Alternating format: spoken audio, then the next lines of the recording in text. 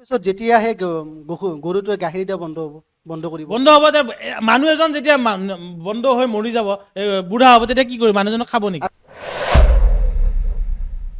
Totally বন্ধ কৰা নাই ন আপুনি বুজিয়ে বনাই দিয়ে তেতিয়াহ'লে আমি এটা গৰু খাব লাগিলে এজন মানুহে ঘৰত এটা গৰু কাটি ল'ব লাগিব কাৰণ ঘৰত কাটিব এতিয়া আপুনি মানে গৰু এটা কাটি ল'ব ঘৰত তেতিয়াহ'লে এতিয়া দোকানত যেতিয়া বস্তুটো বন্ধ হ'ব তেতিয়া কোনে নিজে খাবৰ কাৰণে ঘৰতো আৰু এটা গৰু নাকাটে আমি বেলেগ কিবা খাই ল'ম ছাগলী খাম মহ খাম এতিয়াতো বহুত জেগাত আমাৰ দৰং জিলাত বোলে অলৰেডি যোৱাকালিৰ পৰা মই গম পাইছো মহ কাটা আৰম্ভ কৰি দিছে মই বোলো দিব আমাকো মহৰ মাংস দিব অলপ আমি মহ খাম কিনো আছে আপত্তি নাই এতিয়া হিন্দুসকলেও মহ খায় মহ বলি দিয়ে যে কাৰো মনত নাথাকে এইটো কথা সম্পূৰ্ণৰূপে মই যিখিনি কথা কৈছো গৰুটো এৰি দিয়কচোন কিনো আছে ইমান আপত্তি অকল মুছলমান বুলি নহয় অসুবিধা অমুছলিম খ্ৰীষ্টান ব্যক্তিসকলেতো ইমান প্ৰতিবাদ কৰা নাই মানুহৰ বহুত অসুবিধা হ'ব আৰু বিশেষ কৰি যিখিনি মানুহ খেতিৰ লগত জড়িত গাঁৱলীয়া মানুহ সেইখিনি মানুহ বহুত ক্ষতি হ'ব তো এই ক্ষেত্ৰত হয়তো এই আইনখন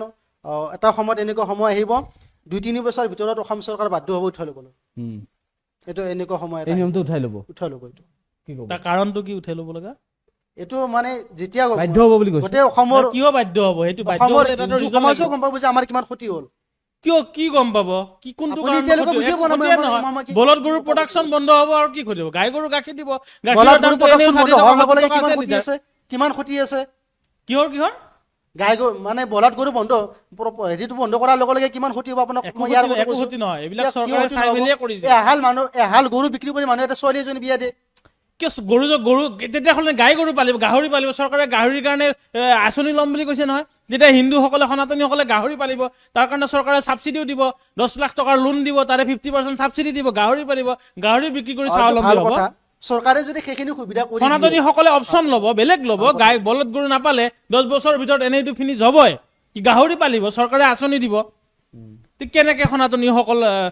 আৰ্থিকভাৱে কিন্তু দুৰ্বল মই এটা হ'ব? কথা কৈ থওঁ নাপায়, যে কোনো কাৰণ নাপায়। গাহৰি- চৰকাৰে ব্যৱস্থা ল'ব লৈছে অলৰেডি গাহৰি পালন কৰা নিয়মটো হিন্দু সমাজৰ বহু লোকৰ ঘৰত কিন্তু নাই পালন নকৰে বুলি কাৰণ গাহৰিক মানে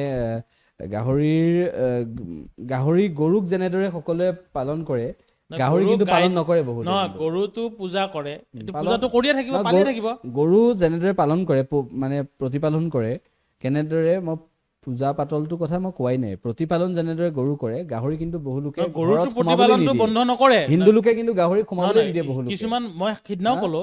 বহু হিন্দু ব্যক্তিয়ে গাহৰি বেয়া পায় কিন্তু যিমানখিনি ব্যক্তিয়ে গাহৰি পালিছিলে তেওঁলোকে আৰু সুবিধা পাব মই এতিয়া সৰুৰে পৰা যিটো পৰিৱেশত দেখিছো যে গাহৰি সোমোৱাটোৱে ঘৰত সোমোৱাটো কথা মানে কোনো কাৰণতে প্ৰতিপালটো কৰিব নোৱাৰে ঘৰত সোমোৱাৰ কথাও নাই এনেকুৱা সেইটো ধৰণৰ মই আমাৰ নিয়মবোৰ ইছলাম দেখি আহিছো। ধৰ্মতো সম্পূৰ্ণৰূপে নিষিদ্ধ আৰু গাহৰিক লেতেৰা বুলিয়ে কয় মৌলানা চাহেবেও জানে এইটো কথা মুফতি এজনে কৈ গৈছে ইয়াতে আমাৰ ইছলাম ধৰ্মৰ ব্যক্তিয়ে গাহৰি নুচুৱে নাপালেও একোৱে নকৰে খোৱাটোতো দূৰৰে কথা সিদিনা কৈছো বহু হিন্দু ব্যক্তিয়েও গাহৰি নাখায় ময়ো কৈ গৈছো আপোনালোকৰ তাতে এতিয়া যিমানখিনি ব্যক্তিয়ে বলদ গৰু পালিছিল গাই গৰু যিসকলে পালিছিল গাই গৰুটো পালিয়ে থাকিব বলদ গৰুৰ পৰিৱৰ্তে তেওঁলোকে হয়তো গাই গৰু বেছিকে পালিব বেছি উন্নত মানৰ গাখীৰ দিয়া গৰু আনিব এতিয়া গৰুখুটি প্ৰকল্পত গিৰ গাই আনিছিলে গুজৰাটৰ পৰা বহুত গাখীৰ দিয়ে তেনেকেতো বহুত টকা ইনকাম কৰিছে তাৰপিছত যেতিয়া সেই গৰুটোৱে গাখীৰ দিয়া বন্ধ কৰিব বন্ধ হ'ব যে মানুহ এজন যেতিয়া বন্ধ হৈ মৰি যাব বুঢ়া হ'ব তেতিয়া কি কৰিব মানুহজনক খাব নেকি আচ্ছা সেই গৰু মৰি যাব তেনেকে গৰুটো মৰি গ'ল সেই গৰুটো কি কৰিব এটা মানুহৰ লিমিটেড এজ থাকে গৰুৰ এজ থাকে বয়স আছে সি বয়সত যেতিয়া আচ্ছা চিকিৎসা আপুনি কৰি থাকিব বেমাৰ হ'ব মৰি যাব, পুতি থৈ আহিব। মৰি গ'লে পুতি থৈ আহিব। আপুনি যিটো গাই গৰুক ইমান সন্মান দিলে ইমান দিন পূজা পাতলো কৰিলে অৱশেষত গৰুটো মৰিলে আপুনি নদীৰ পাৰত পেলাই দি আহিলে শগুনে হওক বুলি কয় নহয় পুতিও থব কাৰণ আমাৰো মানুহ মৰিলে মাটিত পুতি থয় কবৰ দিয়ে জানাজা দিয়ে কবৰ দিয়ে তেওঁলোকেও গৰুক তেওঁলোকে পুতি থব গাঁত খান্দি পুতি থব কিয় শগুনে খাব দিব বুলি আপুনি কেনেকে গম পালে এইবোৰ কথা ক'ব লাগে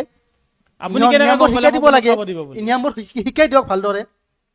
এতিয়া মই যি দেখিছো আপোনাৰ মানে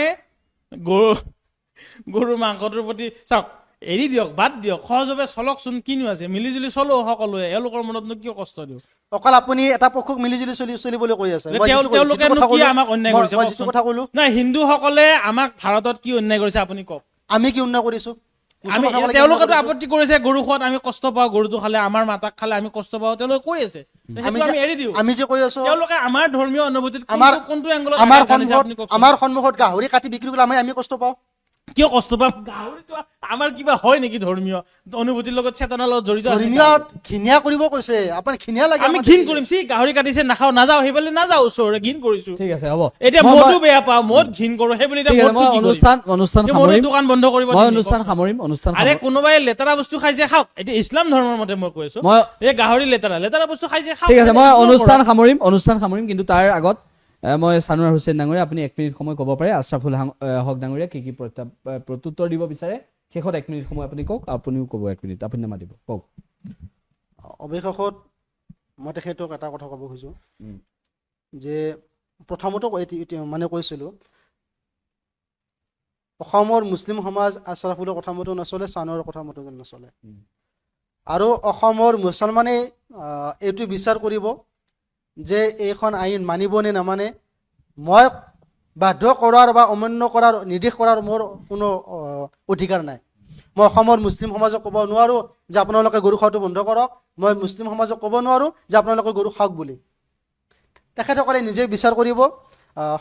সকলোৰে নিজে নিজে বিবেক আছে তো চিন্তা চৰ্চা কৰি পেলাই সিদ্ধান্ত নিজে ল'ব কিন্তু এইটো অৱশেষত যিটো SOPৰ কথা যিটো আহিছে এইটোতো অসম চৰকাৰে এইটো কোৱা নাই যে গৰু মাংস সম্পূৰ্ণৰূপে অসমত নিষিদ্ধ হ'ল বুলি এখেতে সেই নিজৰ পক্ষৰ পৰা কৈ আছে